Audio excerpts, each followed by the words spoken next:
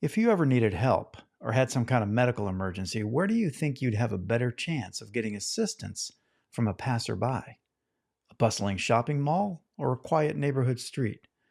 The answer might surprise you. Research shows that the more people that are around when someone needs help, the less likely that any one of them will step in. It's a psychological phenomenon called the bystander effect. This is influenced by something known as social proofing. In essence, we look to others to gauge how to act, and when everyone hesitates, nothing gets done. To see this in action, let's watch this revealing report. Place like this street in New York City. If you were unfortunate enough to be the victim of a crime or taken ill unexpectedly, you might think that surrounded by all these people, someone would intervene.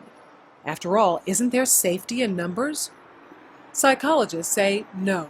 Research suggests that often a victim is less likely to receive assistance when surrounded by a group rather than a single bystander. When people are in a crowd, it's easier to pass the buck. It's what psychologists call the diffusion of responsibility. Liverpool Street Station in London, a busy thoroughfare for commuters. Unknown to these passers-by, Peter is an actor. As part of an experiment on bystander apathy, he's pretending to be ill. Help! Help! How long before he gets help? Please, somebody. Help! Help me, sir. Please help me. Helping would be inconvenient or even risky. He lies there for more than 20 minutes and no one raises an eyebrow. Please, somebody help me. It's always very distressing to watch situations like this where people are obviously suffering and no one's actually helping them. But what we have here is two conflicting rules. One is the rule that we ought to help, and the other is the rule that we ought to do what everybody else is doing. And here you have effectively a group of strangers who are exerting the pressure not to intervene, not to help. And it's very difficult to rebel. Ruth, another actor, takes Peter's place. How long before she receives help?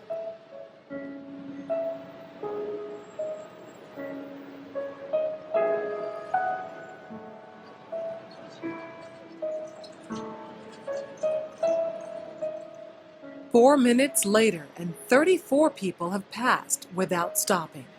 Or people don't really want to know. They just haven't got the time. Well, they have got the time, they just don't want to get involved. Unwittingly, these strangers have silently formed a temporary group with a rule: don't get involved. They're afraid to stand out from the crowd and won't take action if no one else does. This woman has clearly spotted Ruth, but she conforms to the rule and does nothing. Watch what happens, though, when someone else helps. You alright? You alright? Yes, thank you. Sure, you look a bit clicky, you know what I mean? She suddenly finds herself in a different group with a new rule: to help. You want to sit up? She don't look well, does she? You alright, yeah? Sure. First I thought she was dead. Then I sort of checked to see if she was breathing or not. And I looked around and I couldn't believe that no one had noticed her because there was a bloke sat there just absorbed in reading a newspaper. This time, Peter's dressed as a respectable gentleman. Now that his dress is in keeping with those around him, how long before he's rescued? Hello, sir. How are you today? I'm alright. 6 seconds. She even calls him sir, and suddenly I'm everyone's a good Samaritan. Do you suffer from epilepsy? No. Why you're lying on the floor in the rain? Because he's part of the right group. Everyone wants to help. I would just hate to be in his position of feeling ill and nobody helping and walking past, so I'd just like to check that he was okay. And I thought, well, it's wet, so he must really be ill because he's going to ruin his suit anyway.